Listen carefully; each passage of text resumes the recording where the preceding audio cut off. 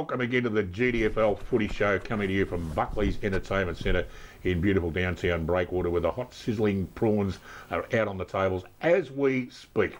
And it's going to be a great night at Buckley's as well. Now, I'll tell you what, we had a great round of matches last week. It was fantastic, including the 94.7 match of the day and at the Godfrey Street Thunderdome, or Mitchell Park, where the Belpost Hill Panthers come over the top of the Tommy Tigers. We've got a great interview coming up shortly. Hello, I'm Dick Philpott, and once again, I have assembled some of the biggest names and brains in country football to eradicate, adjudicate, communicate, and definitely not procrastinate. Of course, two men who need absolutely no introduction, but I'm going to do it anyway. The first man is the man without the hair, the MC, or the host of #GiddyUp, which was live from the Mitchell Park last week. Well, it certainly was a good show too. We had Thomson stalwart. We're not allowed to mention Thomson or North. We're not. No, we're not. Johnny Mitchell, g'day mate, how you going? Good. G'day Dick, and g'day viewers. Yeah, no, it was a great day out there. Interesting interview that I've viewed. I want to make some comment on that, but that's okay. I heard that. Alex caught up with STOOFA. We'll talk about that in a minute. Of course, we know him as the Lithuanian lover, and he is the great man himself, Alex Degani, the absolute magnificent publisher or producer of the GDFL Footy Record. Oh, thank you very much. That's a nice compliment. You call me the Lithuanian lover every week. Here's a little trivia thing. Oh, okay. Mark Jackson's married to a Lithuanian, the former Geelong and Melbourne and St Kilda and open mic star. Oh, geez, I don't want to be associated with that, mate. It's an interesting household. No, that's all right. That's okay. That's all I've got to say. She called the Lithuanian lover too? Oh, that's what he calls it. Anyway. Now, Alex, I know you had a great interview last weekend. You caught up with the coach of the Belpost Hill Panthers, STOOFA LEWRY. Well, STOOFA, welcome back. Nice, it's fantastic result. You know, we had Tony Dozen on the show last week, and he rated the last time you played Thomson as the greatest home and away result in your club's history, but somehow you topped it. Take us through it. Yeah, I actually missed the greatest game because it was today. Sorry about my throat. I got a bit of a flu, but this away from home, just for them to get the start that they got, and it was amazing. I said to our blokes, I said, we don't want to play dice. We don't want to roll dice and hope and have fate. We need to play chess, and we need to make moves and just really work it out. And we stuck to our plan. We always knew that our fitness was pretty special, okay? And it was fantastic. We just ran on at the end, which is good. And we always knew we could come back, always. Yep. Well, 14 of the last 18 goals in your favour. You must have been thrilled. You don't want to highlight the individuals, but Nick Costello, I think, kicked 6 of those, and I think he might have even set up another 2 or 3 to Barlow. Yeah, he's so freakish. He's a good player. But it was a team effort. Nick's on the end of him, but it's the way we get it to Nick. And I think our team, it's team first, football that we play. It's not about, who kicks them and how many someone gets. Like you see Page with 12 sometimes and all that sort of stuff. But it's more about team first football, and that's what we did. And we know that if we play that game, we get back in the game no matter how far behind we are. But this is good coming into St Albans because, we just realise now that no matter where we are in a game, we have the ability to come back. Any individuals that really push themselves after perhaps the quieter opening terms that they've had? Oh, yeah. I don't know where to start, mate. It's just incredible. Like, Cam Addy, fantastic captain. Led, what he does down back is just unbelievable. David Holtzfeen.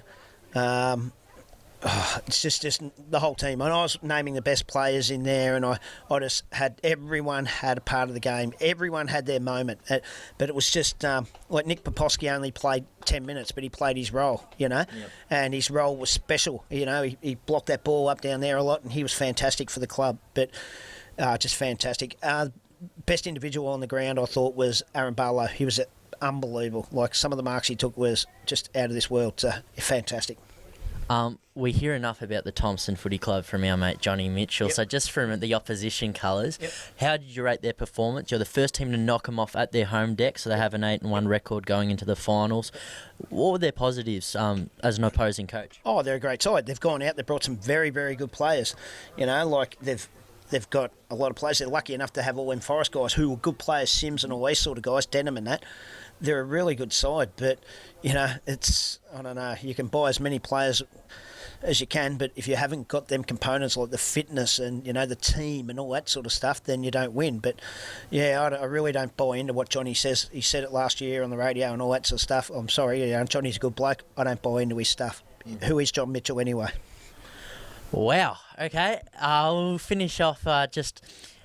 What's one thing you'd like to change entering East Geelong and Inverleigh? Both very important clashes. Let's not underrate East Geelong for 1 second. No, it's good. I want Page back. Joel. Oh, that's handy. He was at a wedding, I believe. Yeah, in a wedding, and and I want our seconds got beat today. I want our seconds to get some momentum, and it's really good for the club. All I want us to do is just, again, I think now the buy-in is there, and it's really good. It's this game again. I'll go back to it. We were so far behind, and since last time we played Thomson, I've been here, and things like Thomson know two things that. Bell Post Hill, right? They can beat Bell Post Hill, and Bell Post Hill know that Thomson can beat them. And it's stuck in my mind. And today, that sort of stuff, I don't say anything, I don't buy into it, but it's in the back of my mind, and I use that sort of stuff in my three-quarter time speech. Well, I really want to thank you for actually being open, It's easy for coaches to say stuff in front of the red light, but you've actually really told us and all our viewers what it's about. And, from a junior coach, I see the emotions, obviously not as important level, but it's fantastic for you to be open. And it's good that Johnny's doing that sort of stuff because this makes footy, it makes GDFL. And, and this is what it's about. We've got that rivalry happening now, and we love it. They probably love it. And Johnny's doing his job. Yep. Johnny's getting in a lot of blokes' heads, but now it's great because now we've got the say, so it's good. Yep, I'll continue to have my say as well, and you're always welcome back anytime, thanks, mate. Alex, good on you, mate. Cheers. Too easy. Who is John Mitchell? Did I hear right? Who is John Mitchell? Yeah, STOOFA, I don't know. He doesn't know. Another bloke that doesn't like you. Cut it out.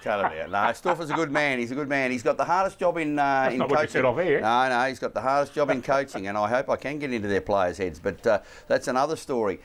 He has got the hardest job because they have won the last 4 premierships in a row. He's taken over the reins, and I spoke to him after the game actually, so he does know who I am.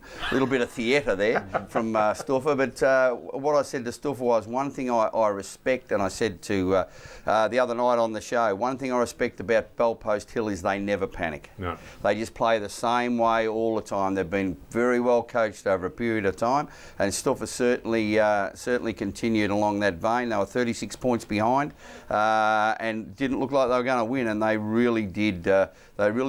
Just keep doing what they do, and they ended up getting the chocolates. There was a few controversial decisions, but that's okay. Here we go. Go on, have your little No. I Have a don't. No. They were good. They were good, but our best is good enough as well. Yeah, as you say, Bell Post still, they're just doing everything right at the business time of the year. And they remind you a little bit of the AFL club Hawthorn. Just when things are getting the business end of the season, they just get stuck into the job in hand, don't they? As simple as They certainly do. But STOOFA, you know who I am, mate. Don't worry about that. When you come up looking for that beer after the game, you certainly did anyway. Who is John Mitchell? Billy Callow didn't like him much either. I love Billy. He's a lovely down fella. from above, Billy. He's a lovely fella. He's up there with the Angels, mate. Don't worry about that. No, don't worry about it. He's up there with what? With the Angels. Anyway, I'm up here with the Stonehaven Footy Club. No, that's all right. We're going to take a short break. We're going to have another look at these You blokes. Mick Larkins. Are terrible. Mick Larkins photography, photographs, and we're going to take a break, and we come back and we're going to have a very special guest who's related to someone very, very important, and that's the only reason he's on the bloody show, I can tell you.